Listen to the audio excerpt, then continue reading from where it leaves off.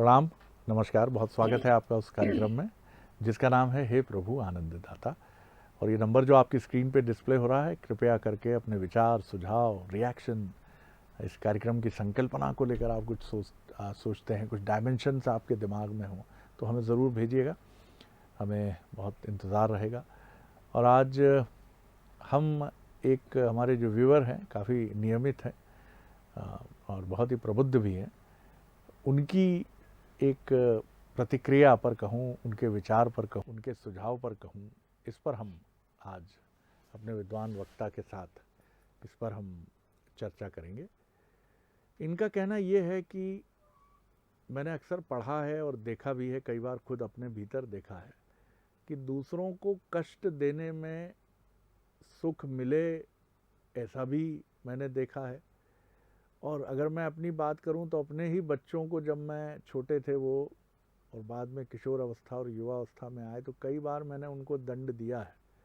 मैं ये तो नहीं कहूँगा कि उस दंड देने में मुझे सुख मिलता था, लेकिन एक संतोष का भाव ये रहता था मेरे मन में कि दंड देने से ये सुधर जाएंगे।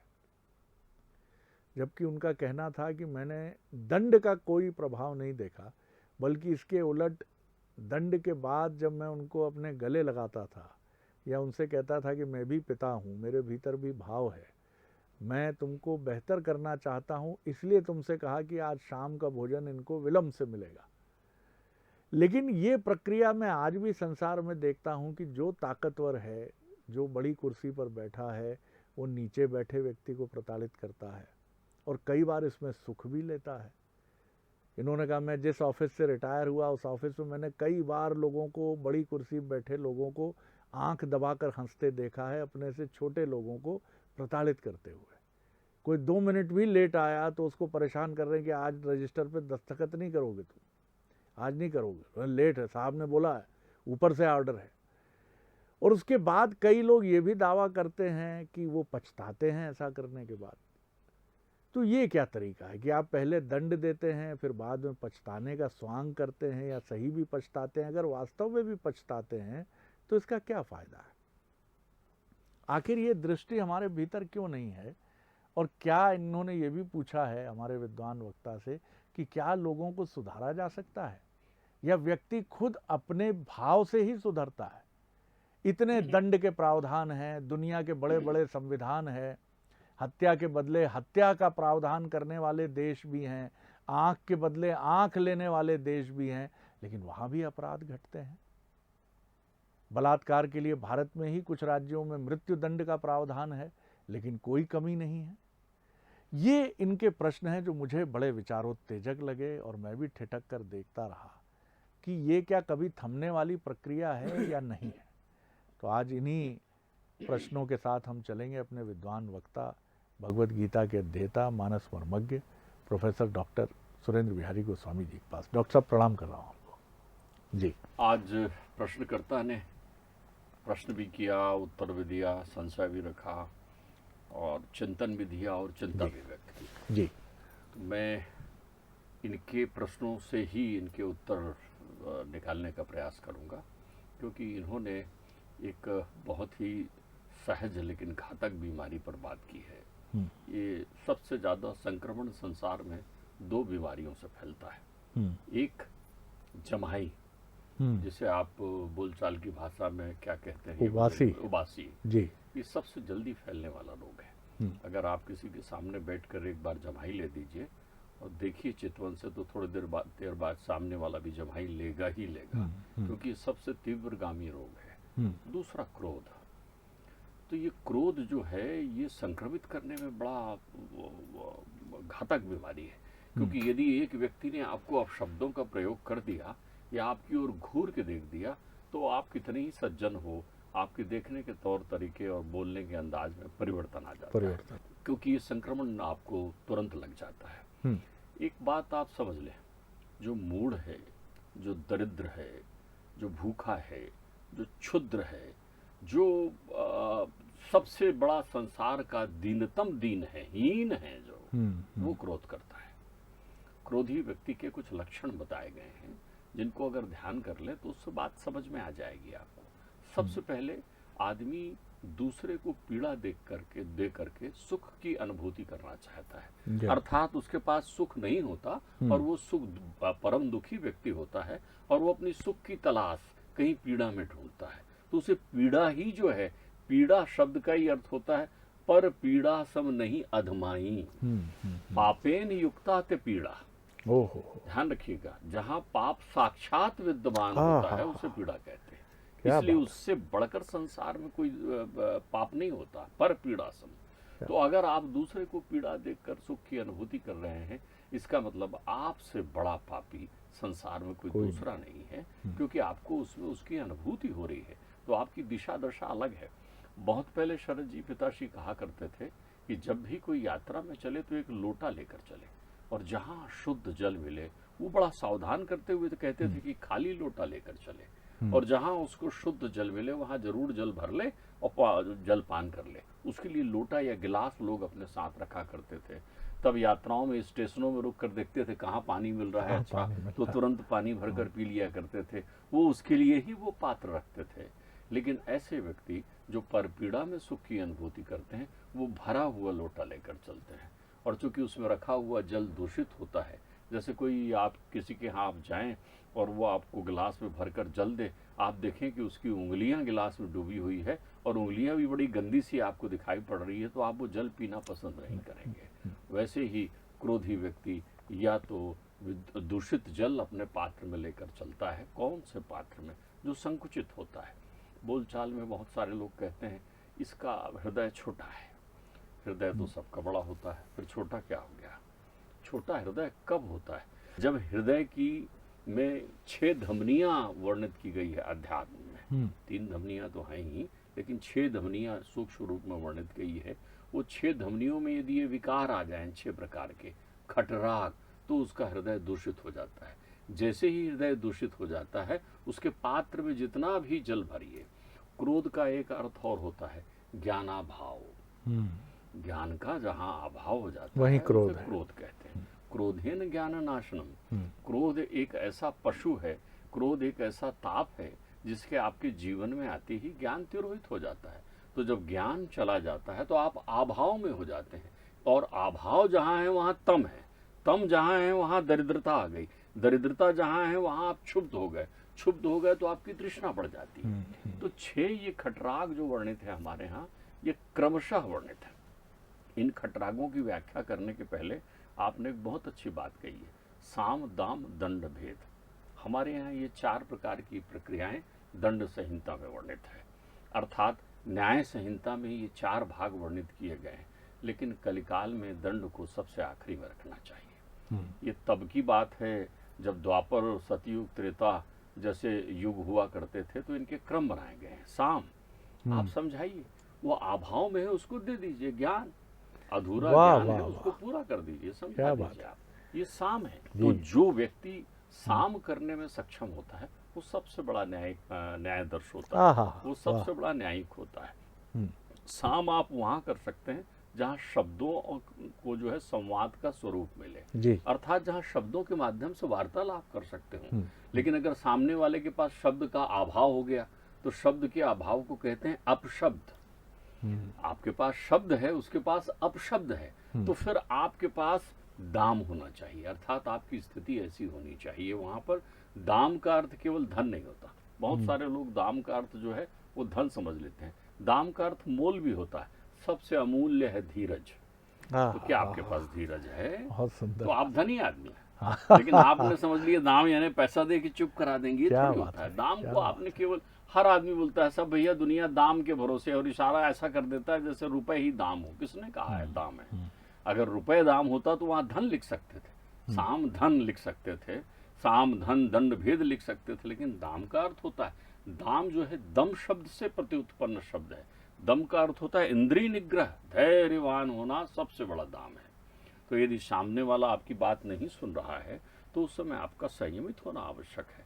ध्यान रखिए, जो पीड़ा सहता है वो आध्यात्मिक होता है, और जो पीड़ा देता है वो आधि भौतिक होता है। वो भौतिक है, उसको मैं की संतुष्टि नहीं हो पा रही है ना, तो वो तलाश कर रहा है, उसको मैं नहीं मिला है, उसको धन नहीं मिल रहा है, उसको पद नहीं मिल रहा है, उसके अनुरूप उसकी व्यवस्था प्राप्त नहीं हो रही, उसको वांछित है, वो चाहिए, उसको हर चीजें अपने अपने हिसाब से चाहिए।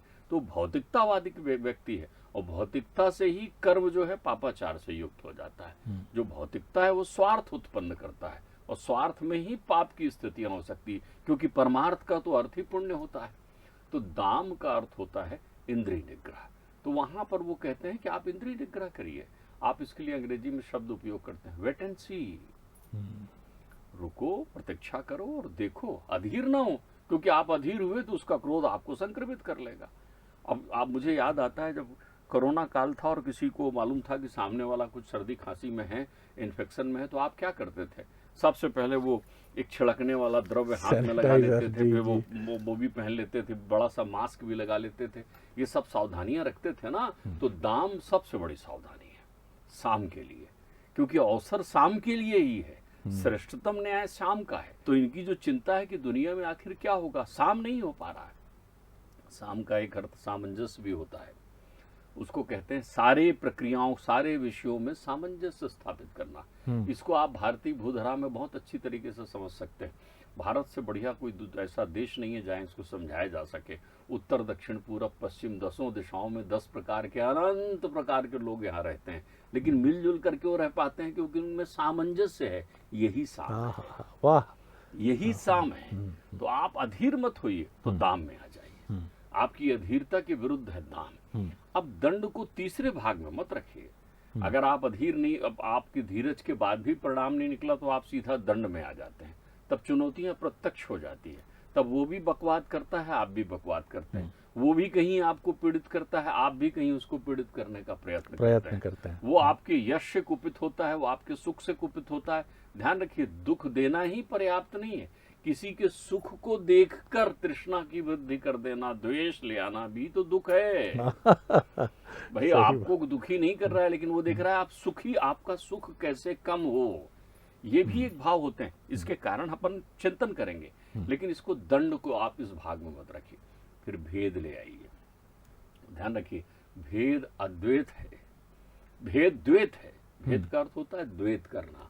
तो ये भी एक बहुत अच्छी कला है। ये वही कला है कि जैसे कहें, अरे सर कहाँ आप प्रभु, आपकी मैं कहाँ तुलना कर सकता हूँ। ये द्वैत है। ऐसा कह देने से आप प्रशंसा नामक संक्रमण उसके पास भेज देते हैं। द्वैत ये है, आप कहें कभी मेरी झोपड़ी में आइए साहब, आपका तो महल है, अब वो खुश हो गया, हाँ मेरा महल है। ये द्वैत कर दिया। तो द्वैत से भी बड़ी चिकित्सा हो जाती है कई बार। जब वातावरण में ऐसा हो तो आपने देखा होगा, पिता कहता है जब किसी दो पुत्रों में लड़ाई होती रहती है तो पिता एक जो जिस पुत्र का दोष होता है उसकी तरफ इशारा करते हुए कहता है, तुम तो बड़े हो बेटा, तुम तो समझदार हो, तुमने तो पढ़ाई की, तुमको तो ज्ञान है, ये इसमें अकल नहीं है, तुम क्षमा करो ना। ये द्वैत है। ध्यान रखिएगा, ये द्वैत है, यही भेद है। तो द्वैत से भी आप जय प्राप्त कर सकते हो। तो द्वैत का उपयोग वहां आप करिए। वहां सामने वाले का क्रोध उसी समय शांत हो जाएगा जैसे ही आप उसे कह देते हैं, अरे आप बड़े, आप देख लेते हैं कई बार बोल देते हैं आप बड़े भैया। देखिए द्वैत का कितना अच्छा उदाहरण हमारे यहाँ वर्णित है।